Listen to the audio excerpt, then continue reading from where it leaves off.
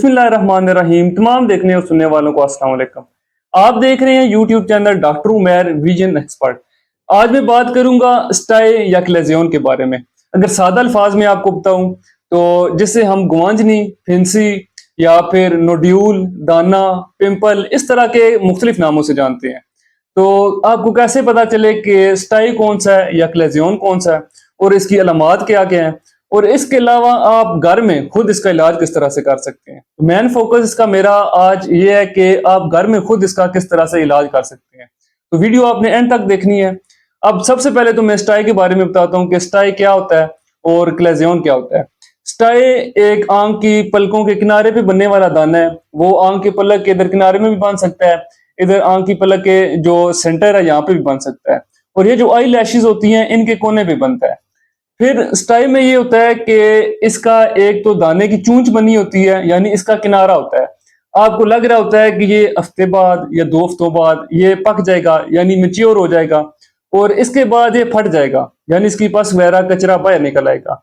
और अब क्लेजियन में क्या होता है कि क्लेजियन एक तो जो आईलिड है इसके ऊपर बनता है, यानी थोड़ा सा ऊपर बनेगा, और दूसरा ये कि इसकी चोंच या किनारा नहीं होता, यानी इसका कोई मुंह नहीं होता जहां से आपको लगे कि ये फट जाएगा या इसका कचरा या पस वगैरह बाहर निकल आएगी। फिर स्टाई में पेन होता है, यानी दर्द वगैरह होता है उसमें, और क्लेजियन में दर्द नहीं होता। और फिर इसके अलावा ये कि स्टाई एक्यूट होता है, यानी ये थोड़े टाइम में ज्यादा फूल जाता है और इस तरह लगता है कि अभी ये फट जाएगा, हफ्ता या 2 हफ्ते लेता है। और क्लेजियन एक तो बड़ा होता है देखने में, और दूसरा ये कि ये क्रोनिक भी हो सकता है। एक्यूट भी हो सकता है, लेकिन ये क्रोनिक ज्यादा केसेस होते हैं कि ये थोड़ा ज्यादा टाइम लेता है बढ़ने में और खत्म होने में, जिस तरह से स्टाई है।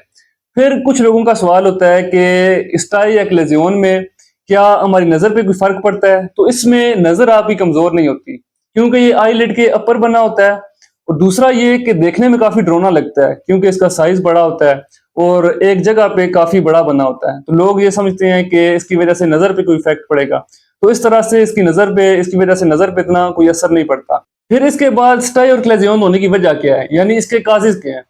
तो स्टाई में ये होता है कि एक तो ये इन्फेक्शन की वजह से हो सकता है, वायरल इन्फेक्शन है, बैक्टीरियल इन्फेक्शन है, या मिसाल ले लें आप स्टेफिलोकोकस है, या कहीं और इन्फेक्शन है, उनकी वजह से हो सकता है।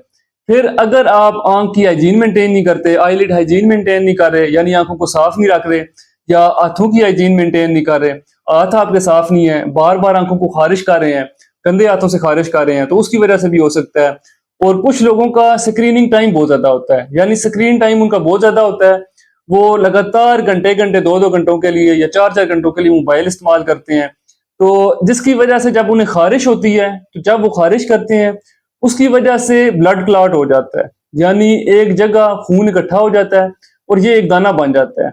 और इसके अलावा ये कि हमारी आंख में या आईलिड पे कुछ ग्लैंड्स होते हैं, अगर वो ग्लैंड अपना फंक्शन सही से परफॉर्म नहीं कर रहे, वो ड्राई हो रहे हैं, क्योंकि ग्लैंड्स का काम ये होता है कि हमारी आंख को मॉइस्चर रखें या वाटर प्रोड्यूस करें या ऑयल प्रोड्यूस करें, तो जिसकी वजह से आंख खुश्क नहीं होती।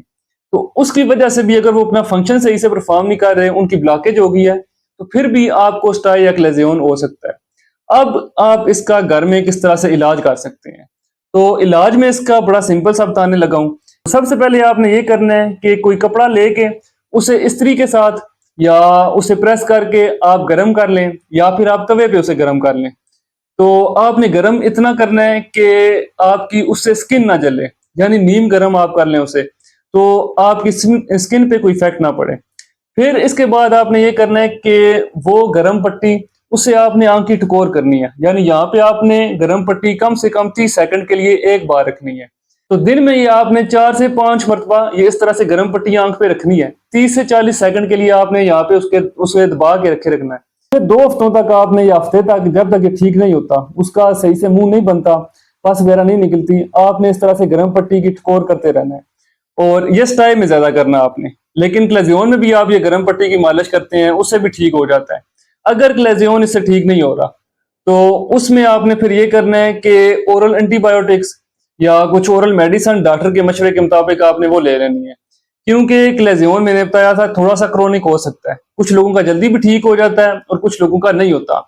तो इस तरह से आपने स्टाई और क्लेजियन दोनों का इलाज करना है।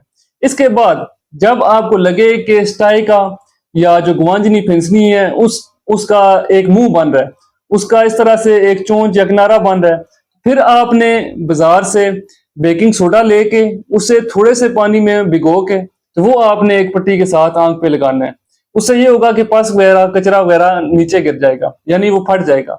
और इसके बाद अगर ये सारा कुछ करके ठीक नहीं हो रहा, फिर आपने डॉक्टर के मशवरे के मुताबिक वो लुब्रिकेंट देता है आपको, या एंटीबायोटिक देता है, या कोई ओरल मेडिसिन देता है, तो वो आपने इलाज कर लेना है। तो आज की वीडियो इसी से रिलेटेड थी। उम्मीद है आपको वीडियो पसंद आई होगी।